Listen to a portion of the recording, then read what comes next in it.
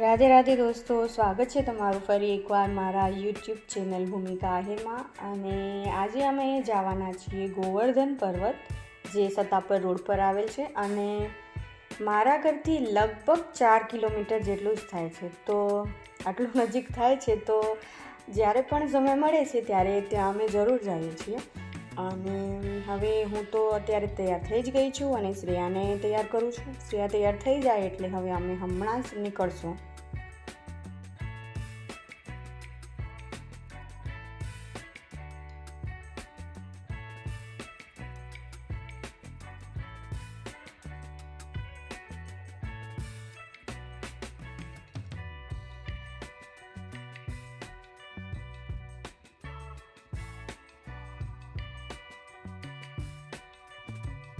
તો આવી ગયા છીએ હવે અમે ગોવર્ધન પર્વત, અને હવે હું અને શ્રેયા અંદર જઈએ છીએ.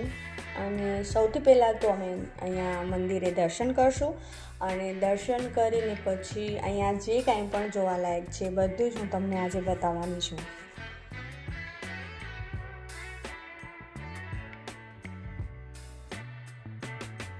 અને આ કાર જુઓ કેટલી મસ્ત લાગે છે.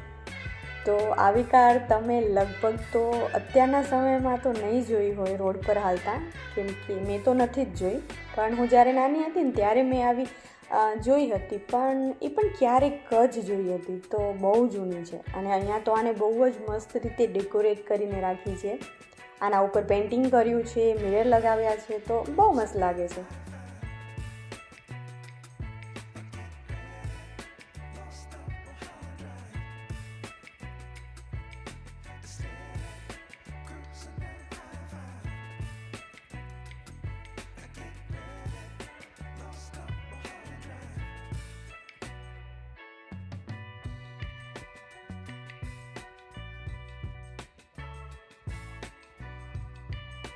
અને આ ગોવર્ધન પર્વતને આટલું સુંદર બનાવનાર એવા ત્રિકમદાસજી મહારાજ, જે સાંજના સમયે ઘણીવાર અહીંયા હોય છે અને આ જ જગ્યાએ અહીંયા એ બેસતા હોય છે અંદર, અને ત્યાં એમના આપણે દર્શન પણ કરી શકીએ છીએ. પણ આજે અહીંયા એ હાજર નથી એટલે આજ તો દર્શન નહીં થાય. એટલે બસ હું અને શ્રેયા અહીંયા બહાર જ બેસી અને અહીંયાથી થોડી વારમાં બસ હવે નીકળશું.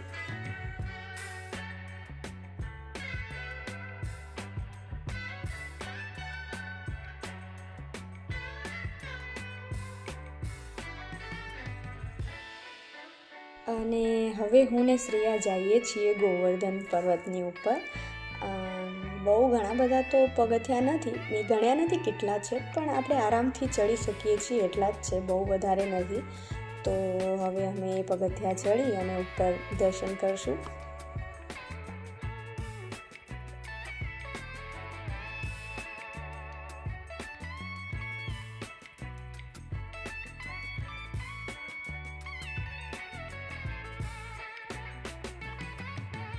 હવે હું ને શ્રેયા અહીંયા પગથિયા ચડવા માટે આવી ગયા છીએ.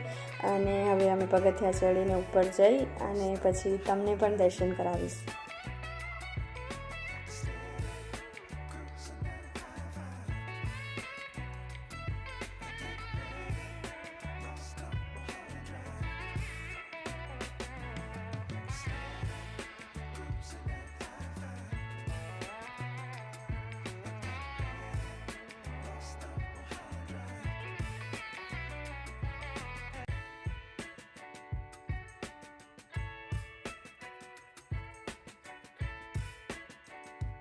અને હવે અમે પગથિયા ચડી અને ઉપર આવી ગયા.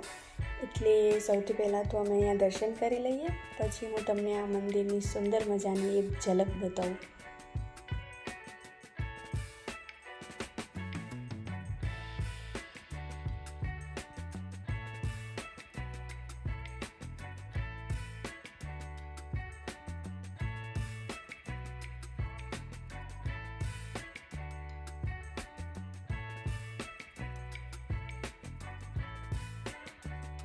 અને હવે અમે અહીંયા બહાર આવી ગયા છીએ. અને અહીંયા અમને બહાર આવ્યા ને એટલે તરત જ એક બિલાડી દેખાણી. તો શ્રેયા તો ફટાફટ દોડીને એને જોવા પહોંચી ગઈ.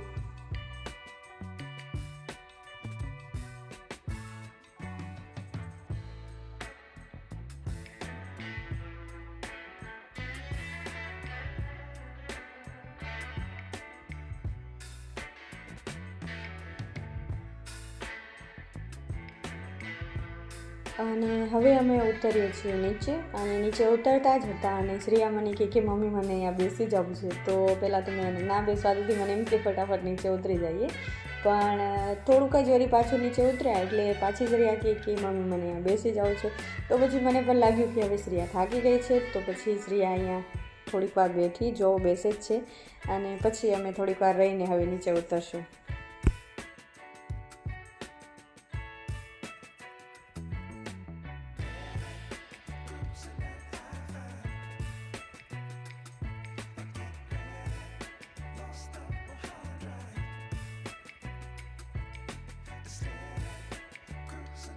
અને અહીંયા દિવાલ પર ભગવાન શ્રી કૃષ્ણની કેટલી બધી પેઇન્ટિંગો બનાવેલી છે, ઘણી બધી છે. એમાંથી એકમાં તો બાલ ગોપાલ જે છે એ ઘોડિયામાં સૂતા હોય ને એવી પેઇન્ટિંગ છે. તો શ્રેયાને તો એવું બધું વધારે પસંદ આવે, તો શ્રેયા મને પણ ત્યાં લઈ ગઈ.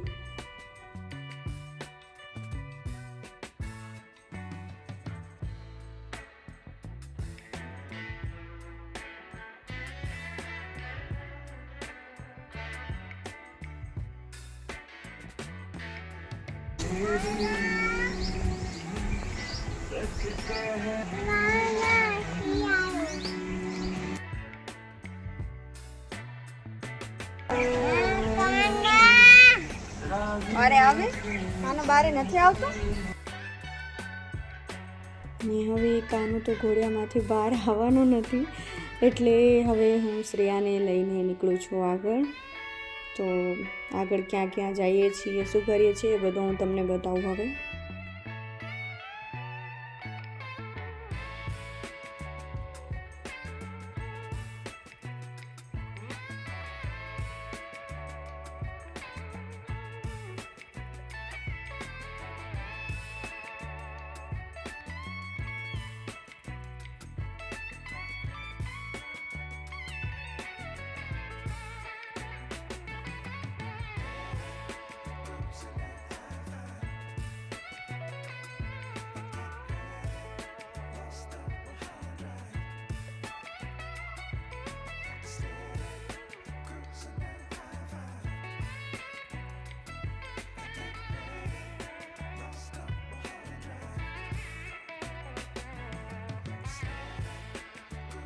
અને અહીંયા ફરતા ફરતા અમને દેખાણા આ મોટા મોટા બે પક્ષીઓ જે છે શાહમૃગ. તો શ્રેયાને તો આવું જોવું વધારે પસંદ આવે, એટલે અમે આવી ગયા અહીંયા જોવા માટે. અને થોડી વાર અહીંયા ઊભા રહ્યા એટલે શ્રેયાને પણ મજા આવે.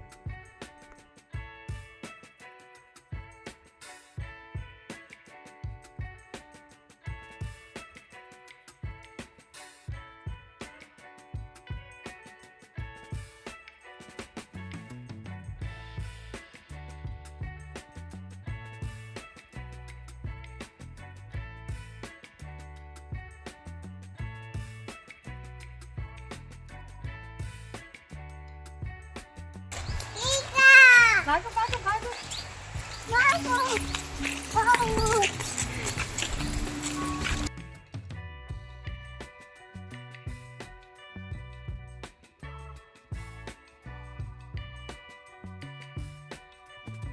તો જોયું તમે, શ્રેયા દૂરથી જ હિંચકા જોઈ ગઈ એટલે કેટલી ખુશ થઈ ગઈ અને રાડો પાડતી હતી. તો શ્રેયાને તો આવી જગ્યાએ બહુ વધારે મજા આવે. આમ તો શ્રેયા શું કોઈ પણ નાના છોકરાઓ હોય એટલે એને આવું હિંચકા અને આ બધું જોઈને બહુ મજા આવે.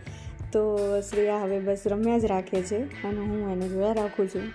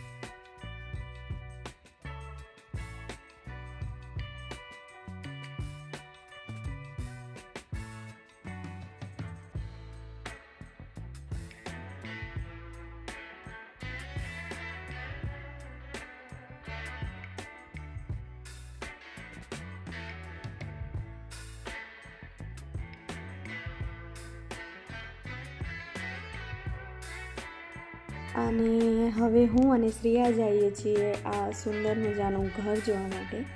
તમે પણ જુઓ કે આ ઘર કેટલું મસ્ત દેખાય છે.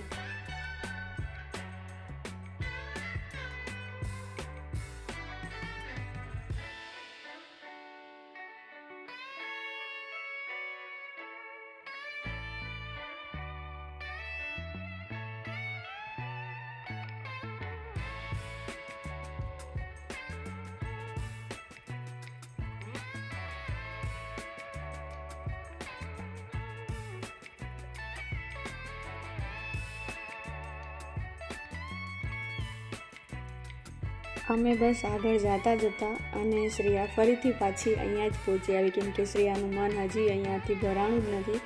તો મેં પણ શ્રેયાને અહીંયા રમવા દીધી અને હું પણ આરામથી હિંચકા ઉપર બેસી ગઈ છું અને શ્રેયા બસ અહીંયા હવે પાછી રમ્યા રાખે છે.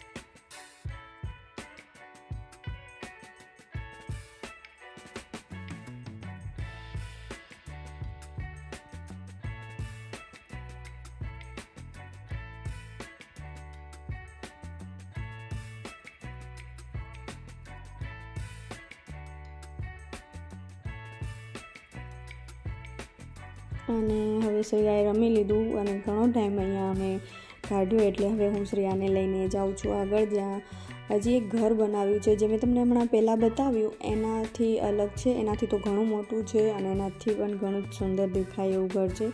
તો હવે હું અને શ્રેયા જઈએ છીએ એ જોવા માટે.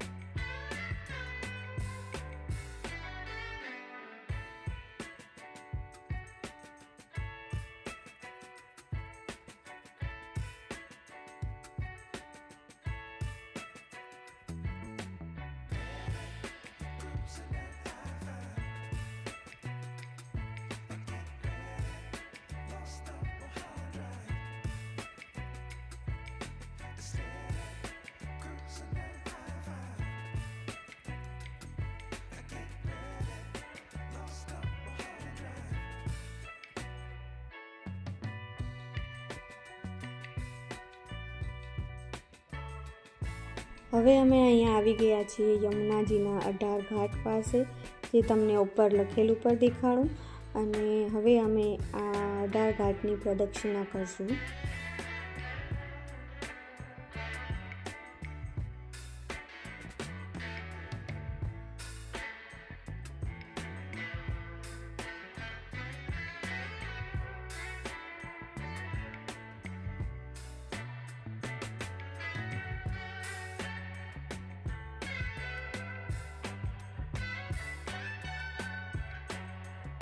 અને પ્રદક્ષિણાના જ માર્ગ પર આ એક બાજુ અહીંયા બહુ મસ્ત બધી વસ્તુઓ ગોઠવેલી છે, જે પહેલાંના જમાનામાં માણસો ઘર વપરાશમાં વાપરતા હતા ને એ બધી જ ચીજ વસ્તુઓ તમને અહીંયા જોવા મળશે. નાની નાની વસ્તુઓથી લઈને મોટી વસ્તુઓ સુધી, જે અત્યારે આપણે ભાગ્યે જ ક્યાંક જોઈ શકતા હોઈએ છીએ.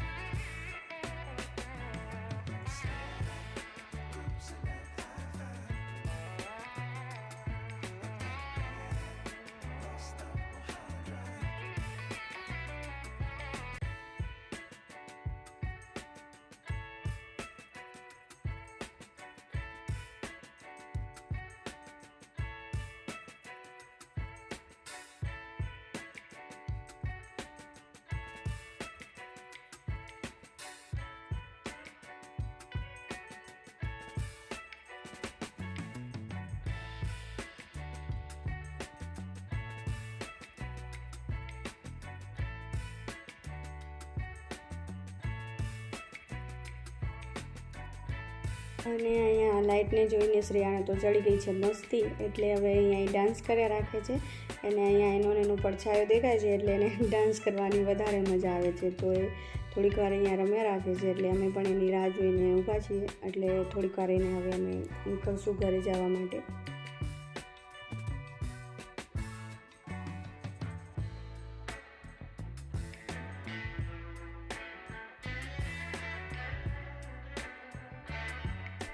અને હવે સમય થઈ ગયો છે ઘરે જવાનો, એટલે અમે નીકળીએ છીએ હવે ઘરે જવા માટે.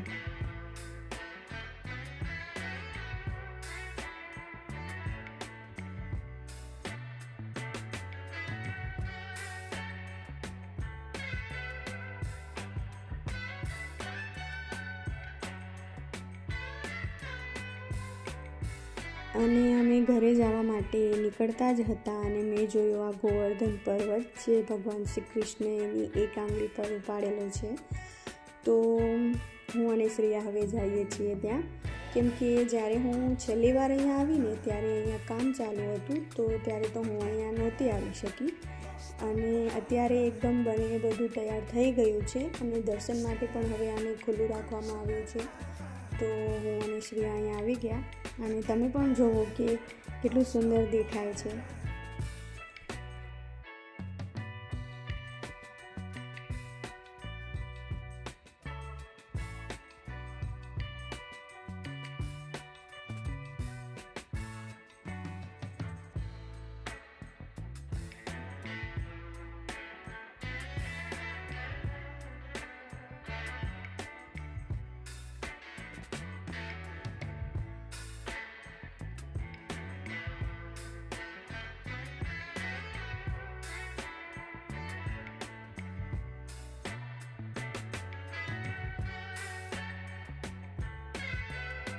તો ફાઇનલી હવે સમય થઈ ગયો છે ઘરે જવાનો, તો હવે અમે નીકળીએ છીએ ઘરે જવા માટે. તો આજનો આ વ્લોગ જો તમને પસંદ આવ્યો હોય તો લાઈક અને શેર કરી દેજો, અને આવા જ અવનવા વિડીયોઝ હજી જોવા માટે મારી ચેનલને સબસ્ક્રાઈબ કરી નાખો.